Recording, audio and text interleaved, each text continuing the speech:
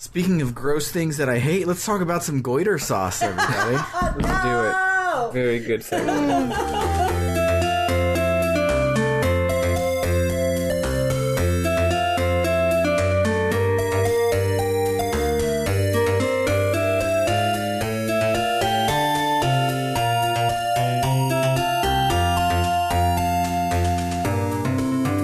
Welcome to RPG Book Club, the podcast where we play a little bit of a video game and talk about how it makes us feel. I am Sam Allman.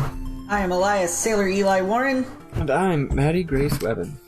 And today we will be playing part 2 of Anachronox, covering up until we leave the titular planet.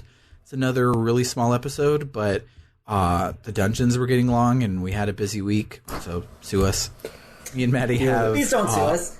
Me and Maddy have basically infinite irons and a not infinite fire, so we agreed when we were deciding to do this game that we were going to make it 20 episodes if it shook out that way, so that we could just chill. We were going to keep our beans as cool as possible. Absolutely. Because we make the rules, and there's nothing you can do to stop us. So, before we get to all of that, how was your week, guys? How's it bripping, Eli? I don't even remember what happened. Nothing's really been going on in my life. I'm getting more excited for the trip I'm going to be taking in a couple of weeks. So, there's that. What's the trip? Have you told us what this trip is? I haven't told the podcast, but I'm going to New Orleans with my family. That's dope. Yeah. That's based and red-pilled. Thank you. I try. My parents have timeshare, and for the one that we're going to this year, like every other year, they can choose a different place to go. They had their honeymoon in New Orleans, so they like to go back every now and then. And Ken and I get free lodging. The place is called the Quarter House. It's in the French Quarter. It's a historic building. It's really, really pretty. Props on your parents for actually using their timeshare. Having a timeshare is such a thing that parents have. It is. They really, they get their money's worth out of it. Like, we were going to go to New Orleans last year, and we were going to do it despite COVID, but then there was a fire in the Quarter House.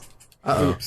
And so they had to do renovations, and they were going to give us a different timeshare, but it was going to be a mile outside of the French Quarter. Like, you don't want to have to drive into the fucking French Quarter. It's just... It doesn't work so great. So we just decided to skip it and do New Orleans this year. And I haven't been able to stay for any significant period of time there. At most, I've been there for like a couple of nights. So I'm really excited to be able to check out more of the city, and like my parents are real into it, so they know their way around and stuff like that, and it's one of the few times a year I get to see my parents, so I'm really looking forward to it. And I was trying to remember the name of the sub shop that we went to while we were there to tell you to get that, but I can't remember it. And the random article I found of the best sub shops in downtown New Orleans did not list it, so that article is a lie. Because it didn't list the really good one, but well, if you do think of it, let me know. We're also definitely gonna make sure you drink Barks root beer while you're there, because that's where it's from, and I don't like root delicious. Beer. I fucking hate root beer. What? Go be wrong somewhere else. Yeah. I don't even think you should be allowed in New Orleans, personally. We're gonna go to Cafe Du Monde and get beignets and do lots of walking around and drinking, because that's what you do in New Orleans. That's what you do in New Orleans. You walk around and you drink. Which is, for the record, something that should be legal everywhere in the country. The fact that it's not is insane. Yeah. One of the dumbest things about this country, and that's a high bar. When we were there last, we had a walking tour of the city, or of the French Quarter, and like they pointed out a whole bunch of different places. We stopped at Pat O'Brien's, which is the birthplace of the hurricane, if you didn't know. And by hurricane, I mean the alcoholic beverage, not Katrina. How could they do that? Can't believe they invented hurricanes. I know, right? But like they told us the history of why the hurricane came about, and it was because of Prohibition, and rum was like the only liquor that the bootleggers could manage to get into the country and shit. And, yeah, and then we got big ass hurricanes, and we walked around New Orleans while we were drinking them. And Ken and I would like to relive that. That sounds awesome. Looking forward to it. What about you, Maddy? How's your week? I don't know. I actually spent most of it like depressed. Basically, my emotions have been rough for like 2 weeks or so, and so a lot of it was like freaking out about something or other, and then trying to identify like why I was having these emotions, aside from just like, chemicals, because chemicals, I do suspect part of it's chemicals, but not all of it, right? There are certainly proximate causes, and then trying to figure out what can I do to change this, right? And basically I figured out that, not to get too psychoanalysis on myself or whatever, this isn't just two of Xenogears, but basically I realized that the choices I made in my life, the things I'm doing right now in my life, are really restricting my freedom, which that doesn't mean I'm going to stop doing them. I have certain goals that I'm pursuing, and I need to pursue them, like, period. I'm not going to not, right? But it does mean that, like, for example, I have a night shift at work, so I can't hang out with people in the evening. So I have, I spend time with my partner on Sunday nights. So that leaves Saturday night. So, like, if I want to hang out with a friend or get drinks or do something else, I have Saturday night. That's the day I have to do something. And if it turns out I'm tired, or if it turns out I have a lot of, emails I gotta write or something, then I don't have that either, because I gotta do it. So it's just very constricting, right? Mm-hmm. Especially when the pandemic, everything's opening up, right? Post vaccine and stuff like that, which, you can talk about whether things are opening up too fast or not. But, like, the fact is, people are now, after a year and a half of being inside and having a very small world, going out and having new experiences and stuff, right? So me, like, not doing that and just being like, anybody want to hang out for, like, anybody want to hang out between, like, noon and 3 p.m. on Thursday, because that's my free time. It's just very restrictive, and it's getting to me. So I'm trying to make some changes, find some wiggle room around the edges, figure out what I can do.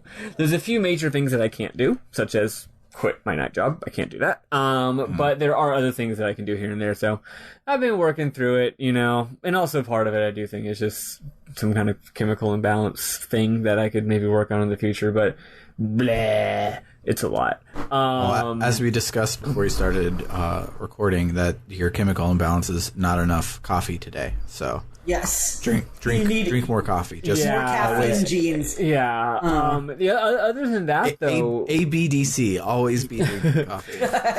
Funny enough, other than that, other than what's going on inside of my head, which is not good, everything else in my life is awesome. I said there was some really exciting developments last week, and there have been even more exciting developments that I, again, can't say anything about, which is, I'm sure, annoying to everyone listening. This is just like, oh yeah, this is the season of RPG Book Club where Maddy keeps saying that something cool is happening, but won't tell us what it is. Yeah, like, really exciting stuff. Also really positive developments. I won't go into how, but I'm not going to explain how, but I may have accidentally found a couple $100 today. Love that. Like that I didn't realize was available. You know what I mean? Like, oh, look at that. that's cool. So just stuff like that. No, things are dope. Things are dope. It's fine. My brain is being dumb, but also I just gotta friggin' deal with it, right? So yeah, that's my week. Also I came this close starting to play The Last of Us, but did not yet. So at some point I will do that, and it will be a really fun time. I thought of something I did this week that somehow I completely forgot. I went tubing with a friend. Oh, yay. Yeah, that's awesome. We went down to Rock and River rides in New Braunfels and like an hour and a half toward the 2-hour mark, and a torrential downpour with lightning and thunder started. Oh my gosh. It was terrifying. But we got out and we waited for the storm to pass, and then we made our way to the 2-hour mark and went, we're done. And it set my allergies off really bad for some reason. And nice. Boy, I was absolutely miserable. It was great. Oh, sorry, I do have two more things, actually. I watched 2 movies in the last week. One was Blade Runner, which I've seen a billion times. I saw it again. It's still a masterpiece. It's still one of the greatest movies of all time. However, I have a bit of a different read. This is not really a spoiler at all. If you know anything about Blade Runner, you know that it's about artificial robot humans who look just like real humans, and it's hard to tell if someone is really a human or not. And one of the big twists, or not really twists, one of the big maybe twists, is that the main character may or may not be a robot. A robot, and at the end of the movie, it is left very ambiguous as to whether or not he's a robot. I've always been of the opinion that the plot and the themes of the movie are way better if he is not a robot, which is one reason why which is the only thing I don't like about the final cut version of the movie, which is otherwise the best version of the movie, because it kind of gives you, I think, pretty irrefutable proof that he is a robot. Kind of. It's open to interpretation, but like it's pretty blunt. But you know what? I'm not gonna go into why, but me and my partner were talking, and there's actually a lot of really interesting stuff that comes up if he is a robot, actually. I had previously not been a fan of that interpretation, but the more I've been thinking about it, the more it actually opens up a lot of really interesting cans of worms. And there's a lot of cool sort of political lenses you can read it through. Also, there is a lot of lines that can be interpreted in that way, besides the really, really obvious one. And those lines are really neat to think about. So yeah, that's something that's cool. If you haven't watched Blade Runner before, go watch it. It's a seriously fantastic movie. It's some of the best production design that's ever been in a film, just period. Like, holy moly, the way they use sets and the way that they use sets and lighting and miniatures and sound and atmosphere in that movie is just beyond words. Yeah, one of my favorite things about Blade Runner is, like, it is incredibly well shot, cinematography, like the philosophical questions it raises. All of these things are amazing, and it is also a movie with like a half-naked, very 80s man at the end, just dripping wet in the most 80s way possible, holding a dove in one hand. 80s action movies were really gay. It's like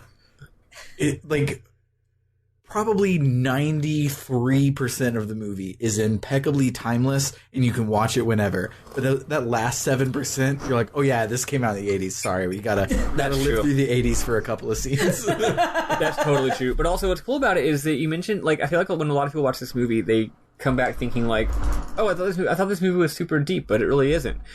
Here's the thing. The movie's plot brings up so many outrageously interesting questions of the... Sam said philosophical, and I'm not denying that, but I also would add more so of the highly political nature. But they're not addressed at all. They're not addressed. It is just like, if you watch the movie and the events of the plot and the visuals and a lot of the theme and a lot of the sort of motifs, they're just there. They just lay it all out. And making any sense of it is entirely up to you and the person you're talking to. The movie doesn't have characters saying the theme of the movie, you know. The characters are not even aware, basically. The characters aren't even aware of a lot of the issues with what they're experiencing. It's something that is entirely on us, the viewers, which is actually a remarkably subtle movie where you can just interpret it from a variety of lenses. Which anyway, the other movie I watched was Black Widow. I don't know, 2.5 stars out of 4. It's fine. It's whatever. The action scenes were good. I thought look, I know these movies are all just imperialist propaganda, and I don't know if they're getting worse or if I'm just getting more sensitive to it, but this one was really bad. The whole movie was just like, hey, you know how Russians don't like freedom? Did you know that, unlike Americans, Russians hate freedom? Also, we're treating them like they're the Soviet Union, despite the fact that this movie takes place in 2016. We never say the phrase Soviet Union. We say Russia, and presumably the Soviet Union collapsed in the 90s, but like we don't really differentiate them as being separate concepts. And also they definitely hate freedom. And also it's only bad to kidnap children and brainwash them if it's girls, because that's misogyny. But that's the only reason it's bad. Wow. Yeah, I've been basically... I'm exaggerating a little bit, but honestly, not much. I've been getting progressively more upset with the movie since I watched it 2 days ago. Yeah, I've been... Like, I want to see it because I'm a shill, but I don't really want to see it. Not because... Like, a lot of people that look like me don't want to watch it because it's a girl movie. I just... don't want to watch it because I feel the MCU didn't deserve a Black Widow movie because it didn't treat Black Widow good, and the fact that they only gave it to her after she died kind of just doesn't sit right with me, and it makes it not have any stakes because she's already dead. Spoilers for a movie that came out like 4 years ago, but like she's already dead, so it doesn't matter. There's nothing they could do in it to make it matter, really. So I don't know if I'll ever watch it. That is also part of the movie. Yeah, I don't know. I think you should watch it. I mean, you're gonna watch all these damn movies anyway. You might as well watch one more. That's my thought process. But yeah, no, it was. It was just trying to do the whole like we're feminist thing, and we're talking about how women are being oppressed, and it just does it in the most ham-fistedly obnoxious way possible. That, in my opinion, just said nothing of any nature, and like it was very much like bad things happen because a single bad person is crazy and bad, and if we stop the bad person, then the bad things will stop happening. I don't want to spoil one of the worst things about it, but well, I'm not going to say. There's just a really, really dumb twist that will make you say, what the heck? And the more you think about it, the more annoying it is. Anyway, this has been the Maddy Grace is Mad at Movies update. If, believe it or not, I do actually like movies. I like most of them. But, you know. Speaking of the supposed to be feminist movie doesn't quite do it right because of its politics. So I'm eating my vegetables Doctor Who because the new season is starting soon, and I'm not current, and I want to be current in time. And I had been going really hard into the audio dramas, and I'm like, why am I in such a Doctor Who kick? And there's an entire season of the show that I haven't seen, so let me eat my vegetables and do it. And the episode I watched today is the epitome of the problem with it, and the problem is not that they tried to be woke and make everyone diverse, because that's what everyone on the internet says. The problem is they're using the wokeness as set dressing and not actually being woke at all. That's exactly how Black Widow is. Yeah, so the episode today that I watched today is first off, just I have to address the deep lore nerd in the way they remade this episode. The episode that they did is a Cyberman story where Mary Shelley, the author of Frankenstein, meets Cyberman, realizes that it is a robotic automaton that is made out of a bunch of different people's parts, and she goes, "Oh my god, I have a great idea for a story." They did that with the eighth. Stupid.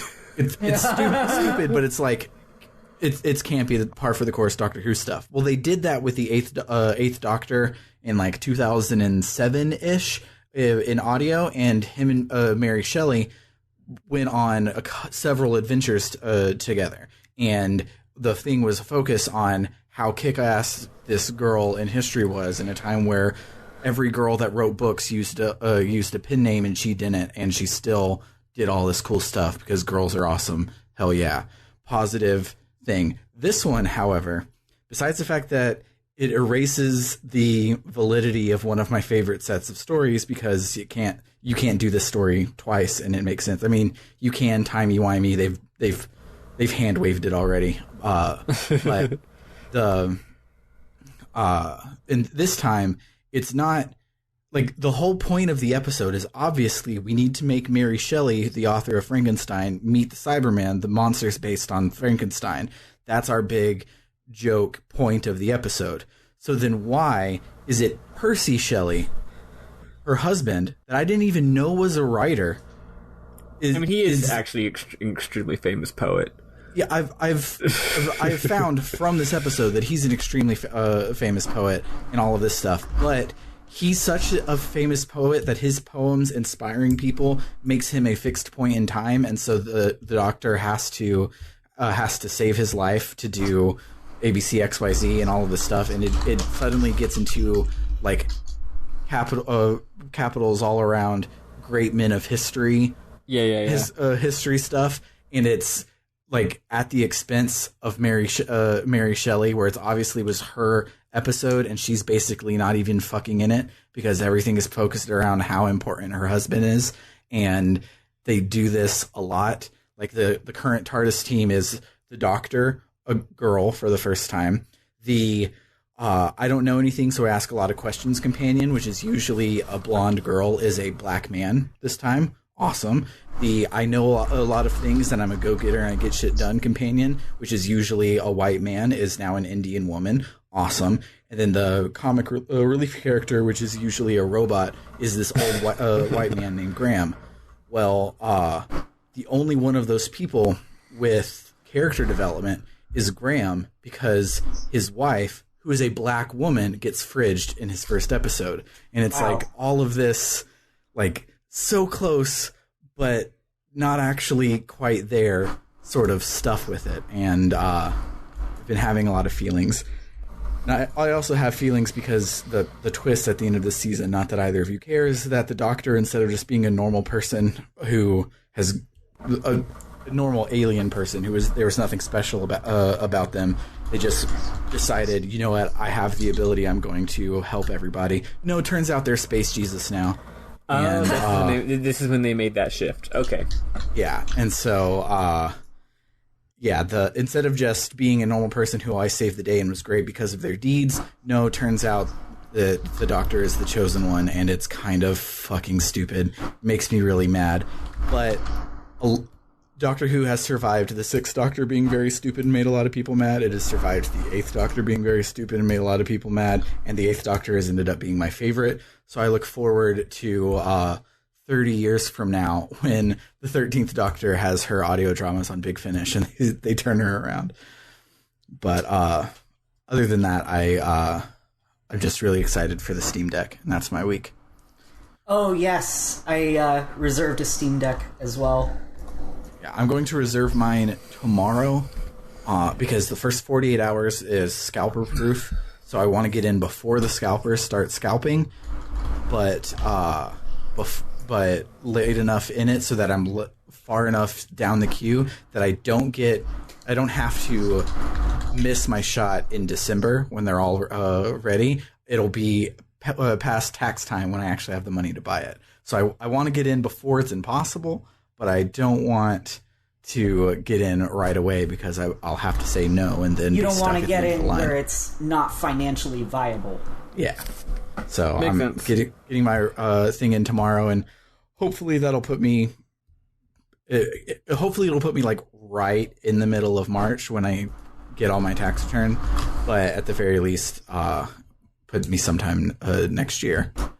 But I really, really want one. Like, yeah, me too. Since watching all of IGN's videos and reading the things this morning, like so many more things, I'm like, no, this exactly answers all of all of the walls in between me and playing the games that I want to play, because like a lot of games I have on Steam, so why would I buy them again on Switch?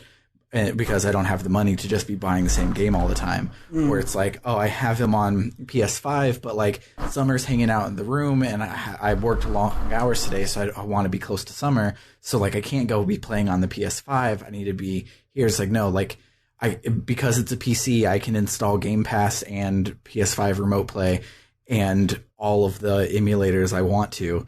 So now I can play all of my games literally from this one device if I so choose. And nice. It's going to be great, and I'm super excited for it. I'm super fucking stoked. I can't wait. Yeah. But speaking of things that I can't wait about, let's talk about Anachronox, because this game is good, and I cannot wait to play more. But we're going to listen to some music.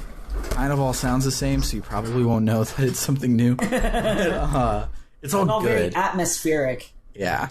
It's at least... It has more stuff going to it than Seb Territory. There are more than 12 tracks in this game. Yeah. We'll talk about the plot.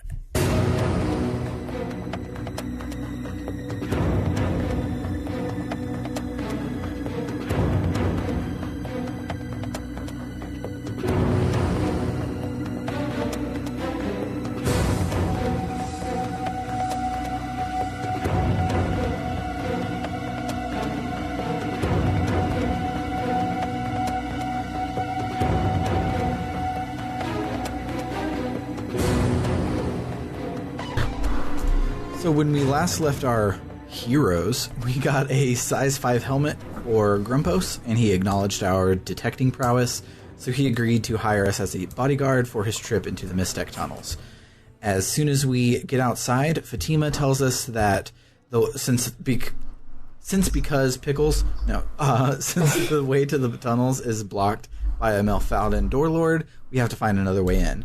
All over Anachronox is graffiti that says Eddie knows, and a lot of NPCs, if you talk to them all, have mentioned Eddie being an information broker. So Fatima tells us to try and find him. He might know another way into the tunnels.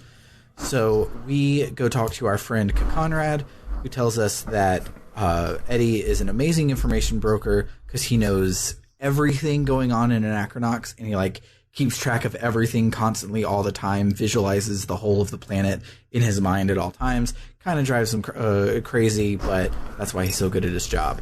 He tells us to follow this dude named Lucko Coldwolf to be able to find some more info on Eddie. Good name for a character. Yeah. The names are growing on me. Like at first I thought Stiletto Anyway was a bad name, but everyone says that it's great. Yeah, we haven't met Stiletto yet. Yeah. But also, I will say, Lucko Coldwolf, I think, now that we know what his deal is, he's more like Unlucko Coldwolf. Yeah. But so we make our way over to the Barton Arms pawn shop, which is where Lucko is, and we follow him at a distance all the way across the entirety of Anachronox. Oh my god, it takes so long.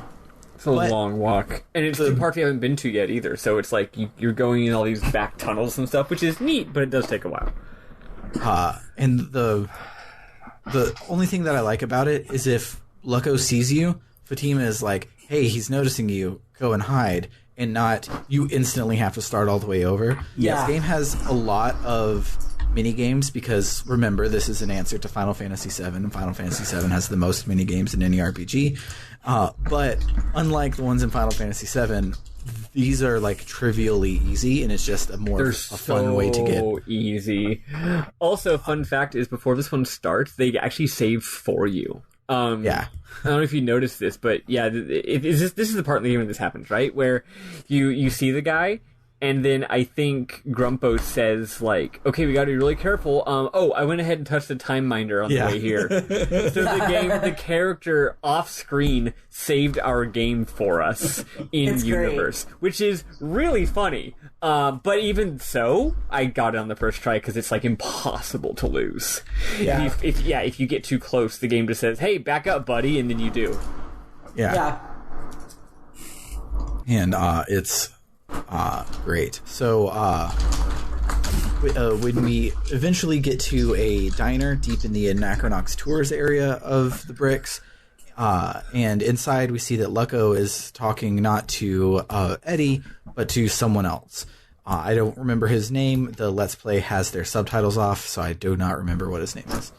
But, I wrote it down. I was still taking notes at this point before I decided I couldn't do it anymore and asked you. His name is Charlie. Charlie. So he's talking to some dude named Charlie. He runs a go-between service where he gets info from Eddie and then he sells it as his own at a markup. We threaten him and he's like, look, I don't want any trouble.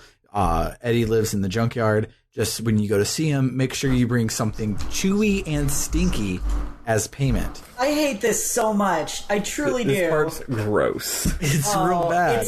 Even in these like really low res 3D graphics, everything about this is gross and terrible. Oh, I hate it so much. Oh, so like I was eating at the time when we got to the part, and yeah, it was not a good decision.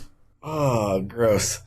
So Fatima tells us that she found a Facebook post this morning by a guy who works at the Fountain Spiral that says, This game predicted Facebook. Yes.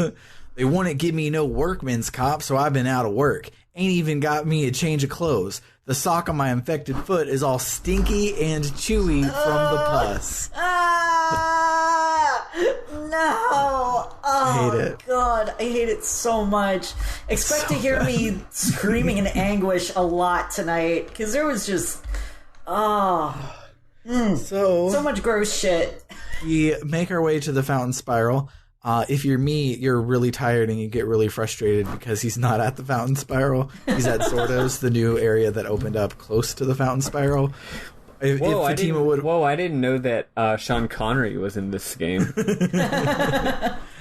And so we find the guy with the limp and we buy the sock from him in a really funny cutscene. Because how do you ask somebody if you can buy their disgusting sock. Yeah. They're like slowly trying to like beat around the bush like, hey, how's it going? So like, you know, there's like we heard like you had an accident and like you got this sock and like can we have it?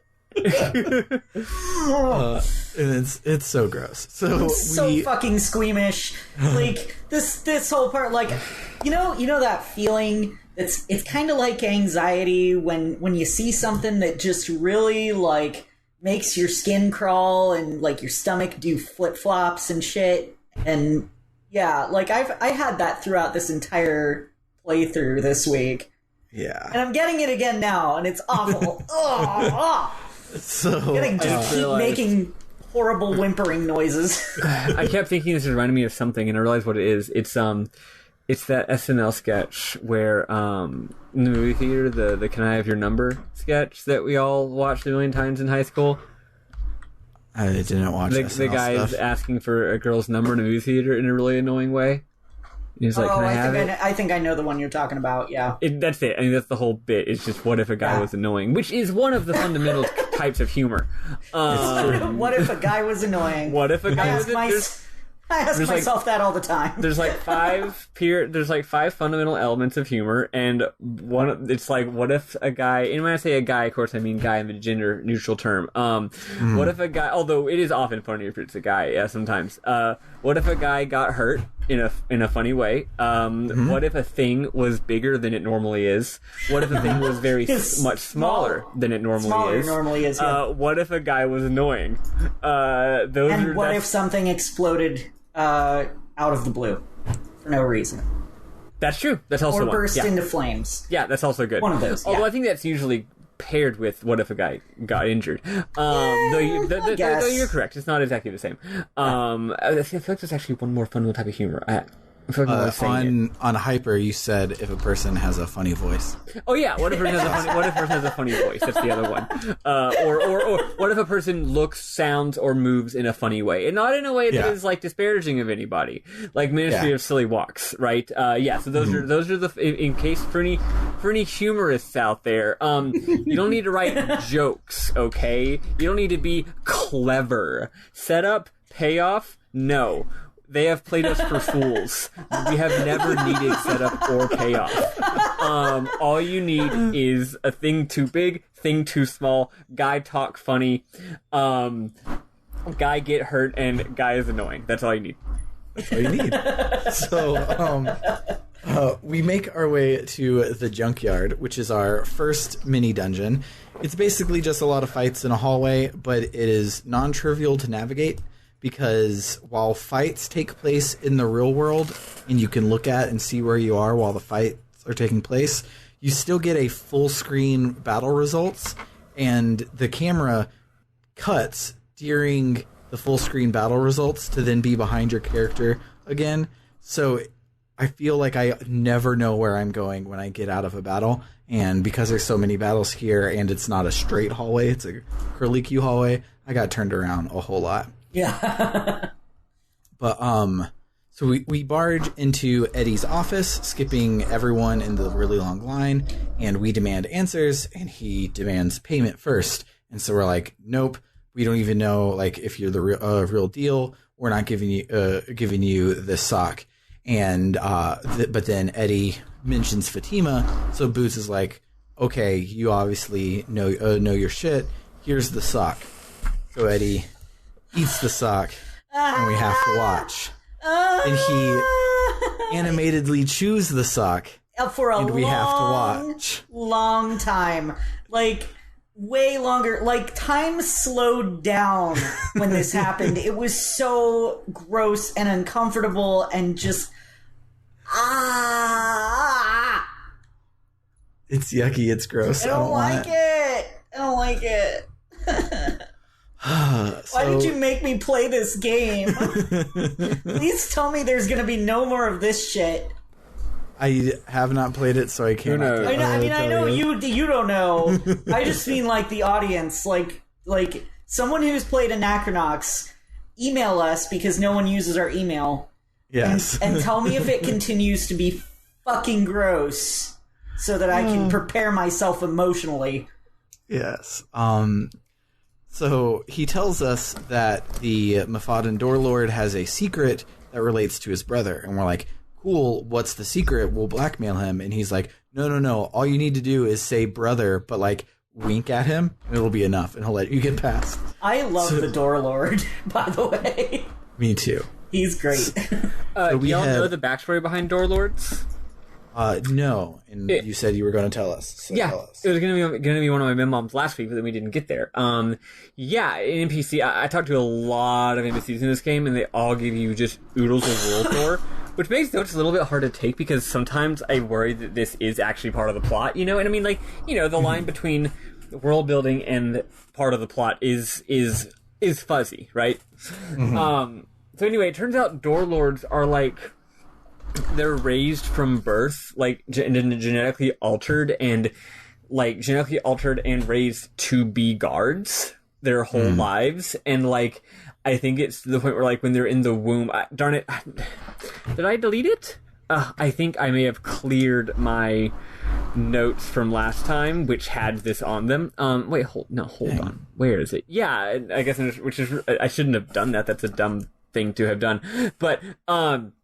But yeah, like when they're like in the womb, if they like hear an unfamiliar voice, they'll like start kicking and hollering, like inside while they're not even born yet. Like they're literally just like designed to be guards. And I got it.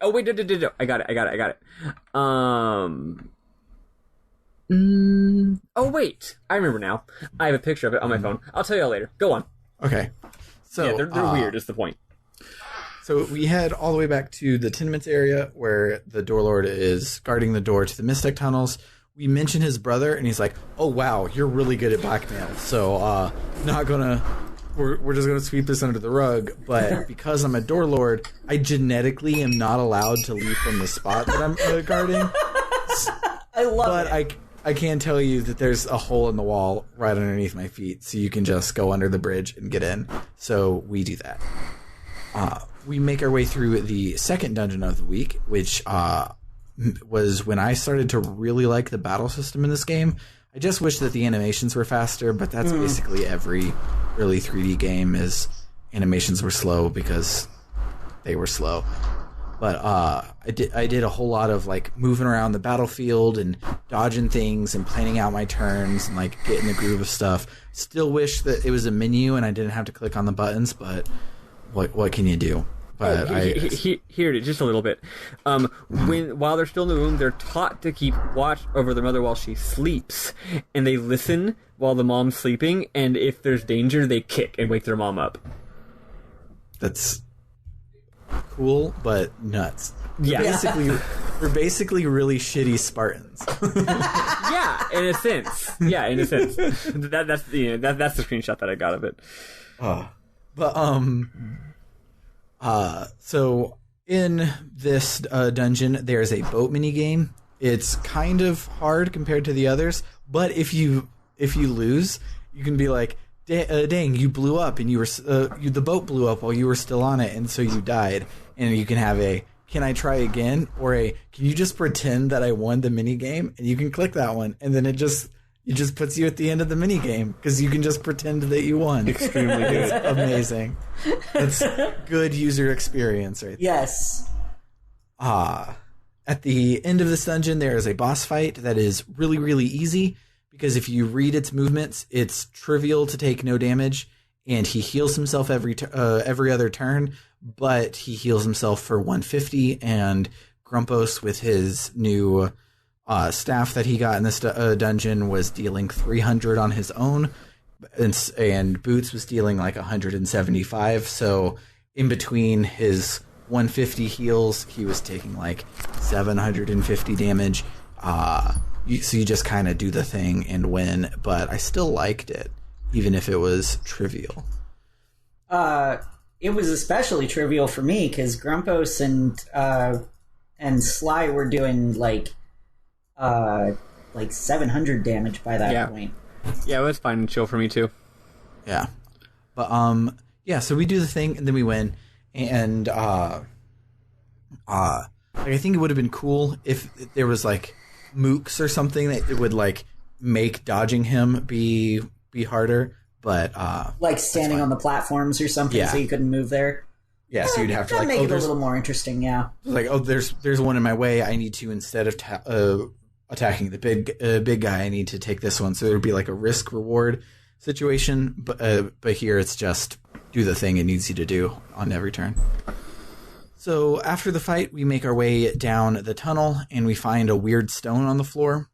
The stone isn't Mystech, but it's made of Mysterium. And as Grumpos and Boots they take it and they start to walk away from the tunnels, they run into Deja and a bunch of his thugs. Deja is kind of the Jabba the Hutt of the area. A lot of people have talked about him doing that. He is the boss of the dude that kicked our ass at the beginning of the game, who is also there to kick our ass some more.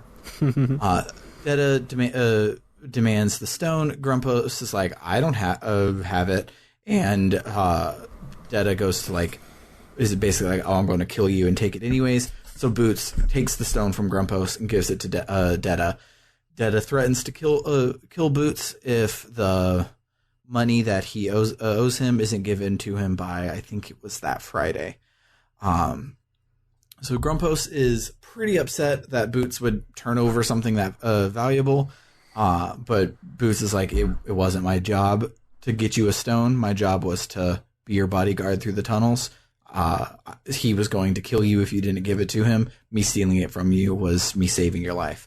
And Grumpos is like, fine, whatever. But if you hang out and stick around with me, I have a business proposition for you. We can go to the planet Sunder, where we can meet this other scientist who's also interested in Mystech, and she's doing similar tests that Grumpos is. So if they bump their heads together, work together, they can figure out the secrets of Mistech, sell it, make a lot of money. They'll be filthy stinking rich.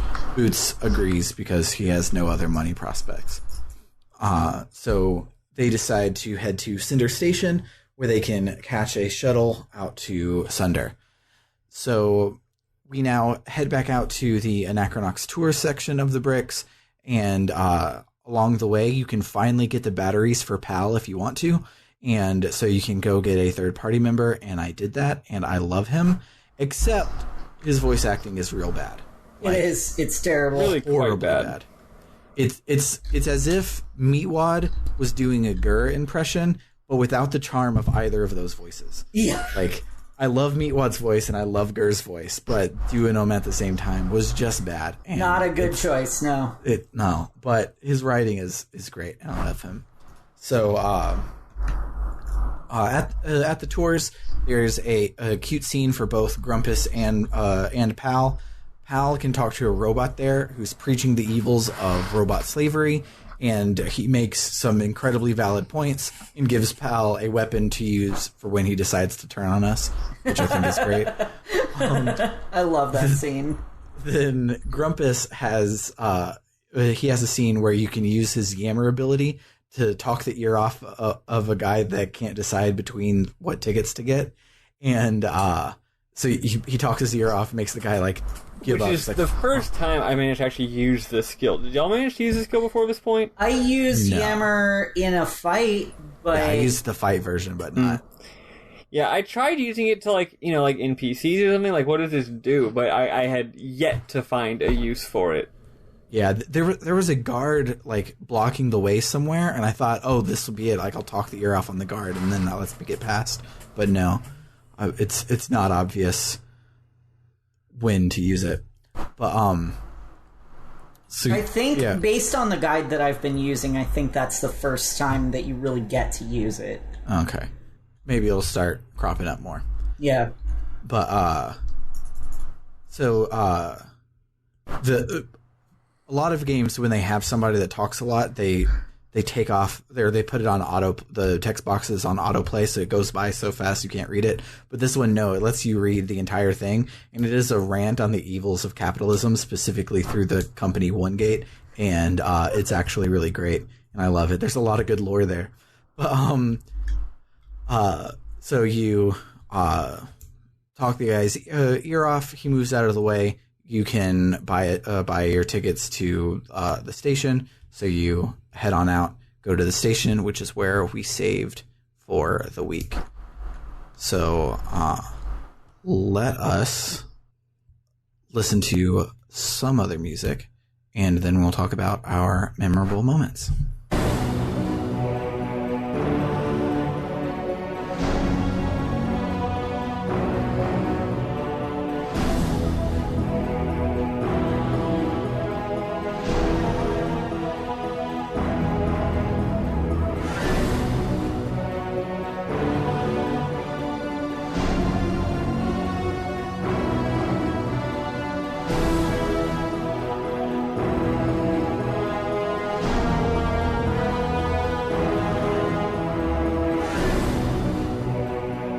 Actually have some memorable moments. I'm proud of you.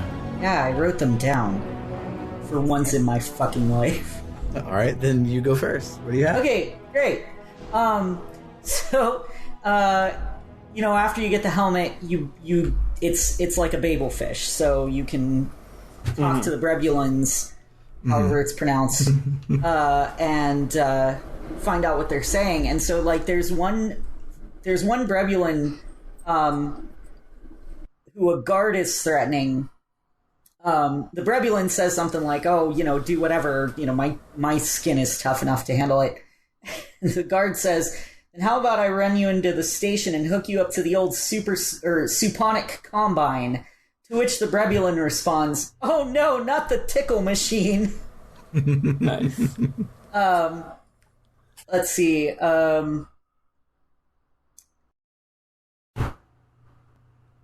I don't even remember this scene, but I I wrote this down. I wrote Boots telling Conrad about the sick cat as if that's info he wants is hilarious. Oh, because when he first starts talking to Conrad and Conrad's like, I want info.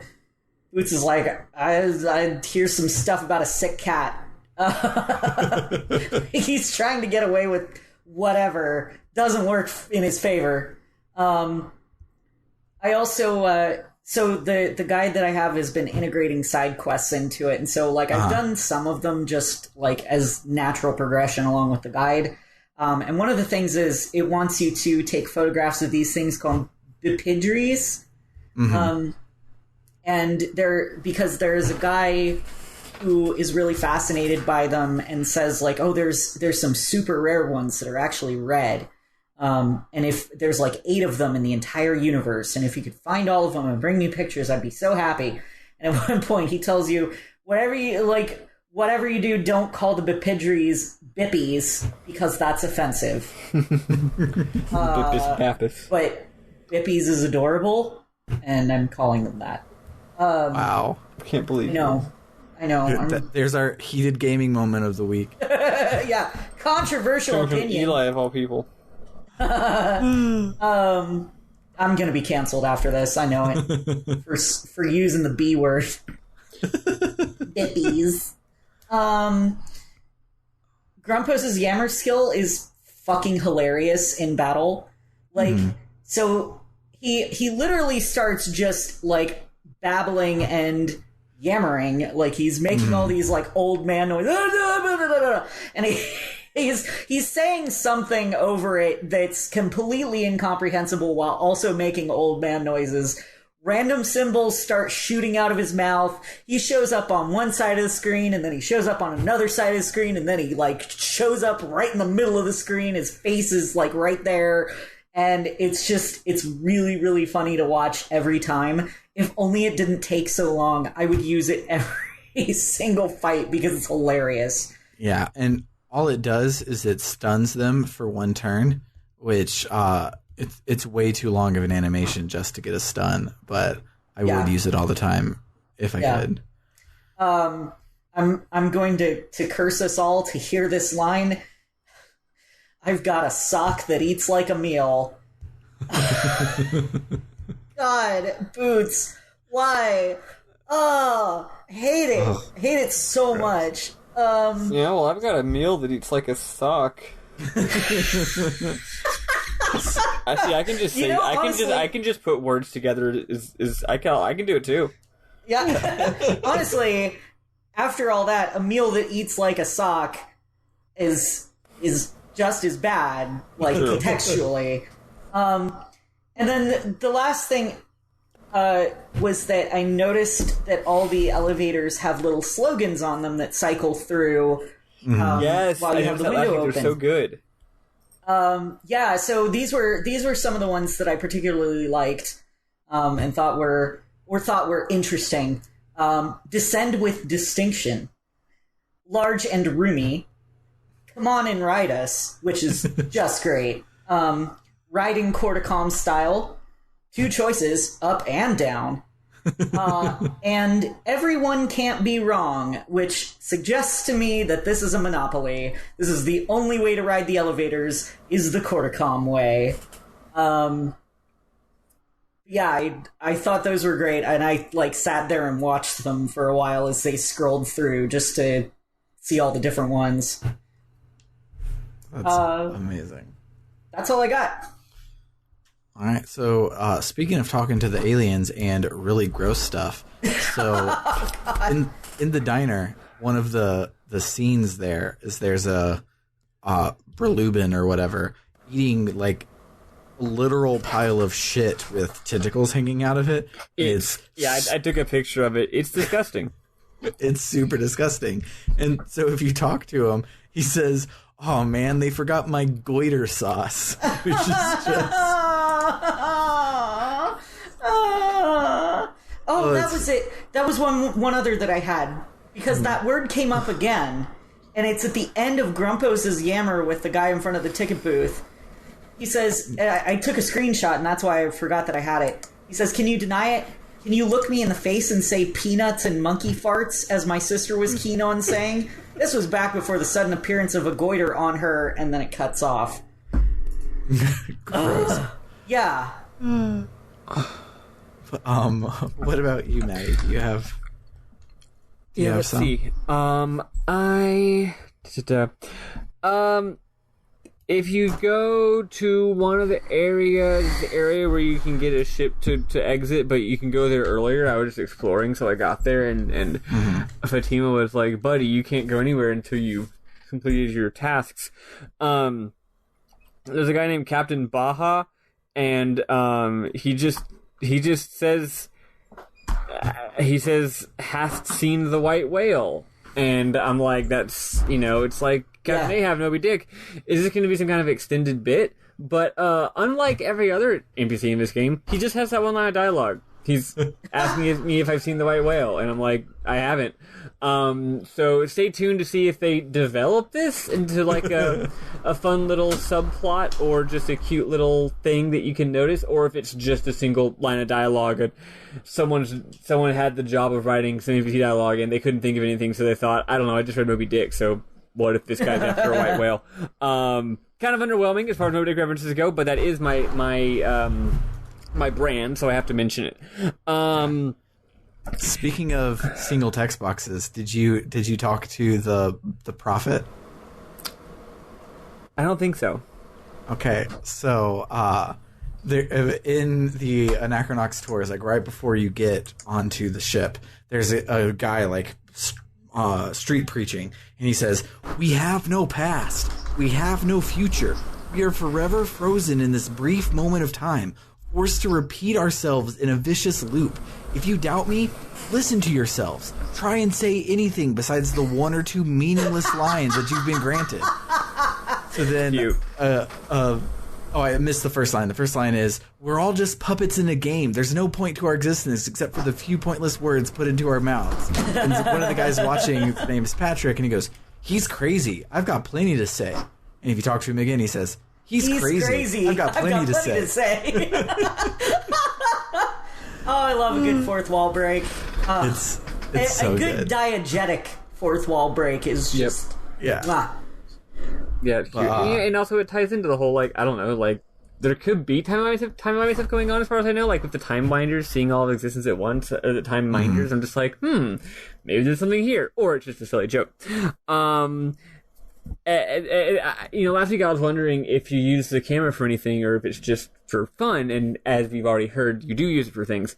I found this out as well, because one of the side quests in this game is Nox, a grumble guard, which I don't think is a type of thing. It probably just means a guard what grumbles. If you talk to a cop, he says, "Hey, we're gonna go round up some." He's being super racist against Brebulons, and he's like, "We hate Brebulons; they're no good.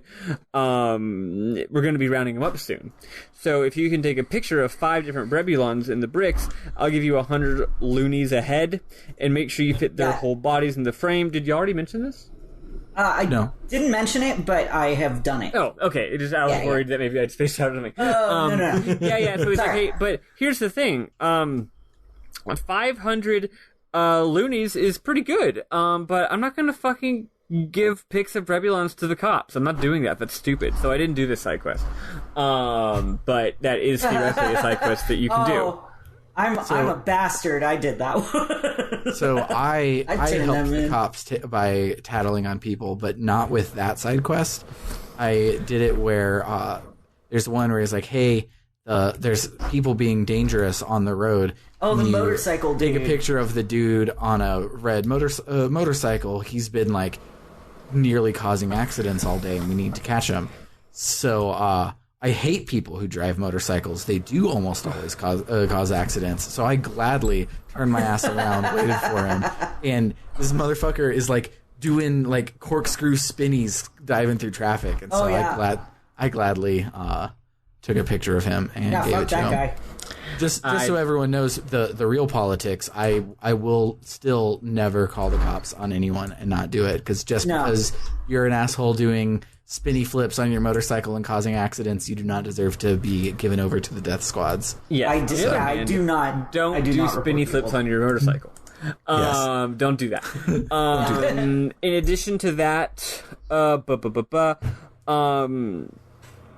there's this guy you can talk to who is going on and on and on about janglers. And I'm like, what the heck are janglers? And then he says that basically janglers are just, they're not just undercover cops. Man, I gotta do a better job screenshotting these things. What'll happen is it won't be until the second or third page of a dialogue exchange that I realize it's interesting and I'd like to take a picture of it. So I'm gonna take a picture of it and then I don't have whatever happened before that, right? And I'm just like hoping I'll remember it. Anyway, janglers are basically undercover cops. But there is something special about them. I forget what. Oh, that's right. They're undercover mobsters working for what's his name, Deja. So that's what they are. That's what janglers are. And there's actually a number of references to janglers in the NPCs. But this guy explains what they are. He says they're undercover Deja operatives. And he says you'll never know when you're talking to a jangler. It could be anyone. It could be regular people like you and me. And if you talk to him a bunch of times, he pretty much finishes his dialogue. But if you keep talking, he's like, why are you continuing to talk to me? And if you talk to him like 3 more times, he's just like, why are you talking to me so much? What are you trying to know? Are you a jangler? And then after that point, he's like, stop talking to me, jangler. Which is cute. Makes sense, actually, because we're just some guy. Why are we talking to him as much? There's also a minigame. Did y'all do the shell spin minigame? I didn't. Not. I kept coming across it because I kept forgetting the NPC that did it. So this guy named Combo says, "Sir, a challenge to the detective eyes. Only one loony away. Keep eye on Bongo and earn triple the bet." And he shows you 3 different little seashells. One of which presumably has something under it. You can say, "You're on. Spin them bongos." Or you can say, like I'm going to fall for your little hustle, take it to mama. When you do that, it then shows you an item underneath one of the shells, and then it, does the mix-up. And once it's over, you pick the shell. It's really easy to follow which one is which, but then when you pick it, it's not there. So this man is in fact a swindler. So after playing a couple of times, what I did was I very intentionally tracked which one it was supposed to be, and then just randomly picked a different one. Like the one it was supposed to be was one on the left, and I just picked the one in the middle, and I got it right. And the guy said a line of dialogue that I didn't get, where he pretty much said something like, I see you're a really, really good detective because you didn't trust your eyes. Now, is there a trick that allows you to actually figure this out, or is it just luck? I mean, if you're picking the one that it isn't, then that would be 50-50, right? Whether there's a better way, I don't actually know, but yeah, so very common minigame, except that actually it's cute because the guy is tricking you, which I really liked. I actually, the first time I talked to this NPC, I accidentally talked to him as a Grumpo, and when you talk to him as Grumpo, he's like, hey, bugger off, old guy, we don't take advantage of the elderly. So before I even talked to him as main character, I already was like, oh, they're taking advantage of people. That's funny. They're like, no, we're not going to swindle you, old man. So that was neat. I liked that. Other than that, just lots of world building. If you go into there's like a building that's like it's like a museum. And inside the museum is tons of world lore. Most of it washed over me like a cool breeze. I don't recall a damn lick of it. It's pretty typical stuff. This place was built ancient a long time ago. We don't know what it's for, who built it or whatever. We do find out that everyone died of whoever lived there before probably died of a plague. And the plague is called Anachronox. So Anachronox, time poison or whatever. Poison from the past is what the scientist translates it as. So not any the anachro part doesn't mean anything special. It just means it was the poison from a long time ago. Although again, maybe the game will have some interesting plots in that regard. But yeah, so the ancient civilization that lived here died of a terrible plague. Again, there was a lot more lore that I just did not care. Part of the reason why was because I was currently trying to find the stinky sock guy. So I was like, as soon as it became clear that an NPC was not telling me where Sneaky Sock Guy was, I was just click, click, click, click, click. Or I think I actually was reading it, but I was just like, I'm like, instead of reading what they were saying, I was scanning what they were saying to see if there's any mention of a Sneaky Sock Guy. Basically. I thought of going back there later and actually reading the lore for real after I achieved my quest, but I didn't get around to it, so. But yeah, it was pretty cool. That is... final thing, whenever you're following Lucko, it actually does, like, yeah, it takes forever, but it is a cool little in-game cutscene thing where Lucko actually does a lot of stuff while you're following him. He, like, buys food from a little stall, he gets into an argument with some guy, he clearly makes some kind of, like, exchange of, like, money for, like, some kind of mysterious briefcase, and if you talk to one of the guys that he talks to after he's gone, they're like, oh, stay away from that Lucko guy. He's in a lot of trouble right now. And it's very clear that they were probably just, like, making him do something, so they, like, get off of his back. I think he has, like, a ton of debt or something like that. So, yeah, you get this little narrative about this guy. And it's mostly pretty ill-defined. It's pretty much just abstract, but you do get to follow and see it all happen. And, they're really pulling out all the stops of 2001 era game design tools. Doing in-game scripted scenes, doing all the kind of cool stuff with the cutscenes, having all the mini games, the works.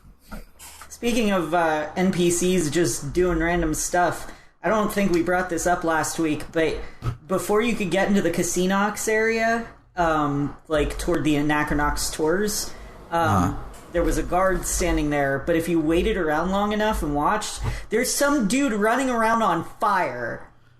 He's, like, screaming his head off. And he's just talk about that last week? I don't think we did. No, I this is the first time hearing of it. Yeah, he's on fire the entire time. He'll run by screaming, and then he'll run back, and he, like, makes a loop, and he's just in flames the entire time. I want to know what the fuck that was about, but it's never explained. At least not as far as I could tell. Oh, I don't know either, but yeah, no, that was last week, and it was. I thought I mentioned it. I guess I didn't. Anyway, no, it's real good. Yeah, if you did, I was not paying attention. No, I probably just forgot to. But yeah, this game again, it's just like, it's not actually a parody, but it kind of comes off sometimes as like, you know, Futurama, because of its ill-defined world building and lore, like every episode they just have a new sci-fi thing they've invented. And it's like, oh, they have time travel. Oh, they also have, like, they also have genetic engineering. Oh, they all, like, every single sci-fi show you can possibly think of is in some episode of Futurama. And they don't care how it all fits together. That's not the point. That's kind of how this game is. Like, this game is like, they read a bunch of cyberpunk, they read a bunch of dystopian literature, they read a bunch of space opera, they read a bunch of, like, or watched a bunch of, like, Star Trek, Star Wars, Stargate, Farscape, Battlestar Galactica, like a bunch of noir, every single thing imaginable, and they just put it all in the game. So this is just like, why is the guy running around on fire? I don't know, it's a dystopian hell world. Why wouldn't a guy be running around on fire? You know what it reminds me of? It reminds me of Super Mario Bros. The movie. Where it's just like, how come these cars are all, like, electric powered, and if you land on top of them, you'll shock yourself to death, and also they don't have brakes, famously. So in order to brake, you have to drive into, like, a cable that slows your car down. So every time you drive a car anywhere, you just crash it into the place you want to go. It's just like, I don't know, because this is just like a pastiche of a hardcore, like, extreme, like, Mad Max world. But, like, as also, you can't stop in Mario Kart.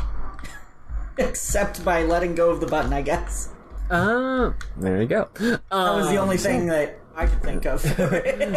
But yeah, was Mario Kart even out then? Yeah, actually, that's the thing. I actually am not sure, but if it was, that would be interesting. I'm not sure. Find out. I'm not actually sure. But at any rate, yeah, this game is just like, we're just going to throw, like, every single thing, and it doesn't matter if it doesn't go together at all. But we're not doing it as a joke. We're serious.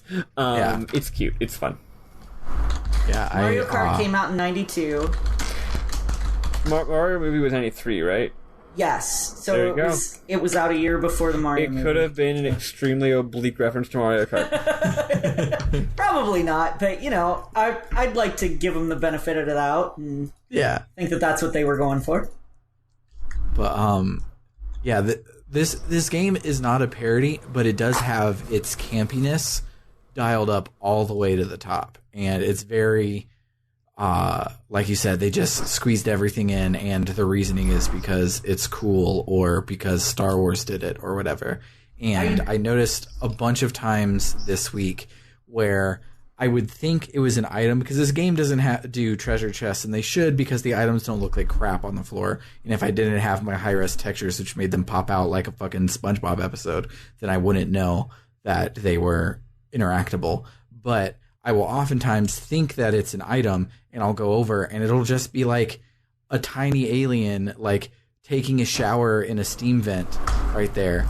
And like the game is old, so there's not a lot of actors like on the screen at any time anyways. So the fact that they like wasted 2 whole 3D models just to have this little alien taking a shower in a steam vent, because in Star Wars they would have a little alien doing something silly right there, so why wouldn't they do it here? And it's the way I described it sounded disparaging, but it's actually not. It's actually like earnest, and I really, really like it. Yeah, it's dope. Can't wait to play an extremely tiny amount of it next week. Hell yeah! So we're going. So last time we were supposed to leave Anachronox, and we stopped at an earlier spot. So this and then this episode we were supposed to stop at before we left for the Hive, and we stopped at an earlier spot. So we're going to keep doing that and keep getting 2 episodes ahead of ourselves. So next week we are going to try and make it all the way to the Hive. The game does pick up the pace from here on out, according to the Let's Play. So it'll probably... We might encounter an inciting incident. Yes. So we will probably be able to get a lot more done per week going forward. But like I said at the top of the hour, if this ends up being 14 really small, easy episodes for me and Maddy, then that's fine, because we have a lot of irons in our fires. Whatever. Who gives a shit? But if you want to give a shit and give us money, you can go to www.rpgbook.club, and there you can donate, help us keep the lights on, help us pay for the games that we play, help me and Eli pay for our Steam Decks. Just kidding. I would say I would say that you could commission an episode, but unfortunately, again, within hours of me opening commissions to the public, somebody went in and commissioned an episode. And this time... Really? Did you share this already? Did I miss this? Yes, you must have missed this. But, so, our first commission, good friend Francesco, commissioned a visual novel. It's RPG adjacent. So it's like, okay, it makes sense. The RPG Book Club would do a visual novel for the week. That's great. Bernard did Dandy Dungeon, which is a puzzle game that's in love with RPGs. It is very, very, very RPG adjacent. Oh, like, no. Okay, cool. That makes sense. So Omega, they requested for us to play SpongeBob SquarePants Battle for Bikini Bottom. That's why y'all were talking about that. Yeah. Is it easily available? It just came out on Switch. Well, so. there you go. All right, Yeah. great. So I'm going to go ahead and say it. Let's do this one after The Last of Us. Yeah, I think I'm going to need a palate cleanser between The Last of Us and Final Fantasy 13. So we'll do it sometime around then. So yeah, go to our That'll website. be our Christmas episode. Don't ask why that makes sense. Make it make sense. And in a couple of months, you will be able to do commissions. But this time you missed it because somebody jumped on that the moment you opened it up for fucking SpongeBob. Bless you, Omega. Really impressed that they're a very good friend. They snapped it up. They snapped it up so quick, and they decided that we were playing SpongeBob. I just like what I'm so curious about the reason behind that, and like. So maybe because of the Nickelodeon fighting game getting announced, which looks dope, by the way. It really does. But so what the way it happened, as I can understand it, is they were like, oh, like, what are the rules for commissions? Like, I don't want to pick a game that you guys don't want to play, or blah blah blah. And I was like, there basically are no rules. He goes, or they go, okay, so what about Golden Sun? I was like, well, Golden Sun is, yes, technically one game that's 20 hours long, but it's only the first half of the game. You have to play at least the first two, if not all three, to get the whole thing. That's more of a long cast thing. And they're like, okay, well, what about this game, this game, this game? And we're naming a bunch of like full-ass RPGs. And I was like, no, it needs to be like a smaller thing so we can get it done in one or two episodes. This basically, commissions were designed to be where we play all of the action RPGs, because all action RPGs are like 9 hours long. So go get one of those. And they were like, okay, cool. SpongeBob SquarePants Battle for Bikini Bottom, the action RPG of our time. Yes. So, yeah. I'm down. Look forward to that. But, Yes. Other things you can do while you're there is you can get access to our Book Club no Kiseki episodes. We are on the second episode right now of the second game, and things are exciting. I'm looking forward to playing a lot of that one. Matt is doing the notes for the second season, and it's so refreshing hearing people's written jokes that aren't mine or Maddy's or Eli's written jokes, and just hearing new jokes is a great time. So come listen to those new jokes with me. The bits.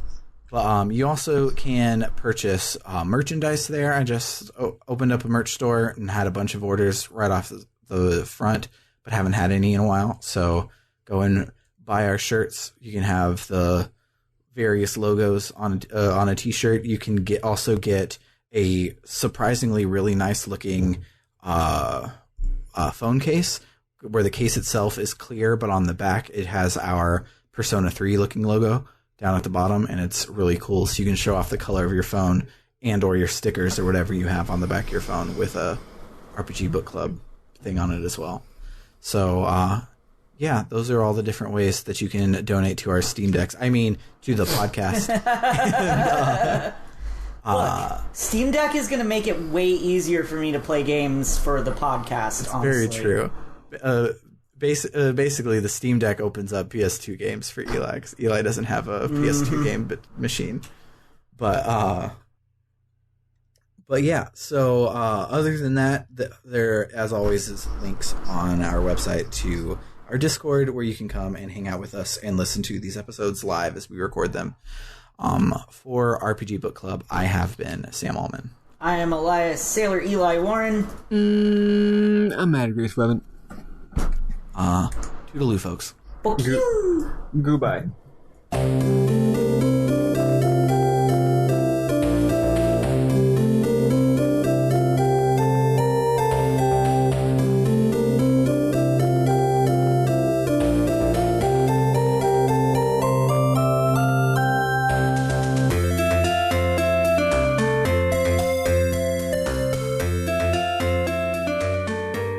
I just did the thing I told you I wouldn't do, which is make myself a speaker. I'm into request to become a speaker. Well, hi, Bernard. Hello.